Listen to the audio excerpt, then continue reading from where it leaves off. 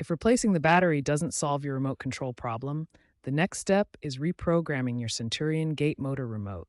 For newer Centurion D5 smart gate motors, programming is done through the MySensus Pro app, available on both Android and iOS devices. For other Centurion models like the D5 Evo and D10, you'll need to manually program the remote using the control panel on the gate motor unit. The manual programming process involves several key steps. First, access the Learn mode on your gate motor control panel. Next, press the button on your remote control that you want to pair with the system.